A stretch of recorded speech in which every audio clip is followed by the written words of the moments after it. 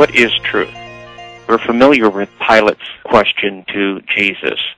The question wasn't really a philosophical question. It was really a sarcastic, cynical comment. When Pilate was saying, "What is truth?" he was mocking the very idea that truth was even in question. The Roman Empire was about power, not justice, not right, not morality. There was no ethics involved in the extension of Roman power, which Pontius Pilate represented. So the question, what is truth, is, for crying out loud, what does truth have to do with this? Pilate was talking about a very pragmatic question about whether Jesus was a problem to the Roman Empire. But the question, what is truth, is a legitimate one, and it's one that we all face. Everybody acts in terms of some conception of truth, not always consistently, because very often we operate under one religious presupposition here and another one elsewhere. In some of our ethics, we'll accept biblical teaching and biblical practice, but we'll borrow from other areas. So we're not always consistent in what we do. But we all operate in some conception of what is truth, what is right, and what is wrong. Western civilization, for all its flaws, always operated through the Middle Ages on the assumption that God was the source of truth. It was a very God-centered culture and civilization philosophically. Even if we can see that there were some serious theological errors, at least they had the right beginning supposition. When the Enlightenment came along, the Enlightenment put a very heavy emphasis on rationalism. The Enlightenment was a self-conscious turning away from Christian thinking, Christian philosophy, to the pagan philosophy of the ancient world. And it emphasized man's reason. It saw truth really as an abstract construct. In other words, truth was what man defined it to be. And how you define this abstract construct really determines your view of reality. So to say that modern man is rationalistic doesn't mean he has a fixed concept of truth. It means, in fact, his concept of truth is constantly in flux because man's mind is constantly changing. It flips from one idea of truth to another. So his abstract construct really changes from generation to generation. There have been different concepts of what constitutes truth in a rationalistic mindset. Plato, for instance, when he wrote his Republic, saw truth in the state, and the uniting of men politically was the ultimate necessity, which drove all else. Greek philosophy as a whole looked at truth and the basic reality of life as a conflict between spirit as opposed to matter, and man had to seek the world of spirit.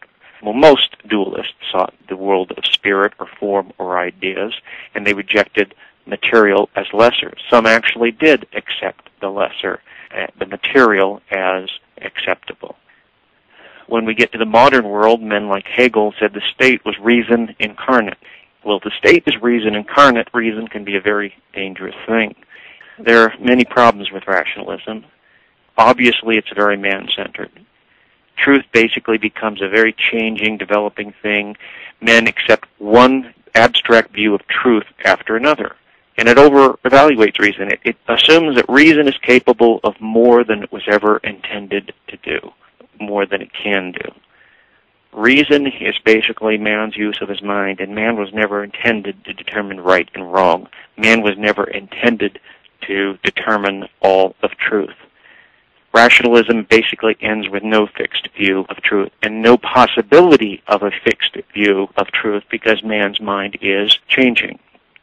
Another concept of truth has been that of truth as tradition. In other words, blindly following tradition for its security, for its social benefit. But you know, ancestor worship is as traditional as you can get, and ancestor worship, as practiced in some Eastern cultures, had no benefits to society. It was actually the cause of much stagnation. There are obvious problems with picking tradition as a source of truth. Tradition can be good and tradition can be bad. It doesn't distinguish between the two. Not only that, but traditions can be created and distorted. We see this in the United States. We say our history is a good one, therefore all we need to do is rewrite our history and defend our position in terms of rewritten history textbooks. By rewriting history, they can then appeal to a phony tradition, a phony history. What do we identify as the valid tradition? The Bible records much shameful history. So precedence is not necessarily a guide for what we should do. It's often a guide for what we should not do. Tradition is often given as an example of how men went wrong, how men failed. What do we select as a valid tradition? In our traditions, there are revolutions. The Marxists would pick the revolutions as the desirable part of our tradition. There has also been violence. Traditions can be custom chosen depending upon what you want from them. And what if a tradition is not biblical? You see, tradition is not a moral or biblical standard. Tradition can be manipulated by propaganda, disinformation, or re-education, such as changing our history textbooks. Another concept of truth that's very popular is the idea that truth is just brute factuality. The problem with this is that it assumes that there's a meaningless world with facts from which we can derive meaning. Now, that doesn't make much sense on the face of it. If the world is meaningless, then any meaning that we impute to those facts is entirely artificial. Truth is brute factuality, tends to justify whatever is. It's very naturalistic. It's very much based upon a Darwinian evolutionary view. What is natural is normative. So the sexual revolution was justified because what is natural must be good. What men naturally do is defined as good, and therefore it creates a morality based upon whatever is. So it's really a means of justifying man. One thing we have to remember about this concept of truth as brute factuality is it is totally incapable of improving or advancing man or his civilization. Another concept of truth is that of pragmatism. According to the pragmatist, truth is whatever works. Basically, pragmatism says truth is whatever is convenient for us. It has no moral constraints of good or evil. And so pragmatism really denies the validity of truth for power. It tends to cater to very political, very immediate solutions to problems.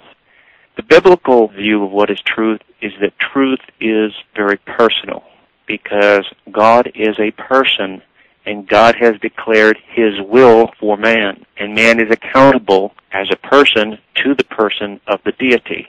Not only that, but truth is also the person of Jesus Christ and His infallible word.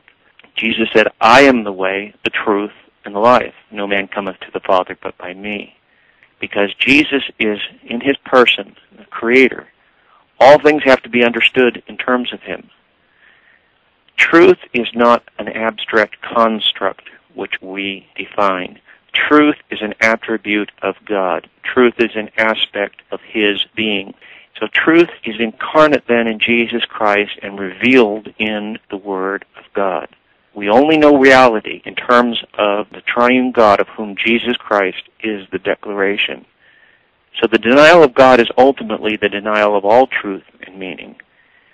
Other concepts of truth are basically dead ends. The best evidence in modern history of this dead end is the direction of civilization since the Enlightenment, and it's been a destructive one. And a continuation of that was Darwin and his naturalism, and how our culture, our very civilization, is falling apart because we've accepted these premises that go back to paganism. So the solution to the question of what is truth is the scriptural authority of the Word of God revealed in His inspired Word. Jesus Christ is the Word incarnate. We are accountable to Him and to His Word.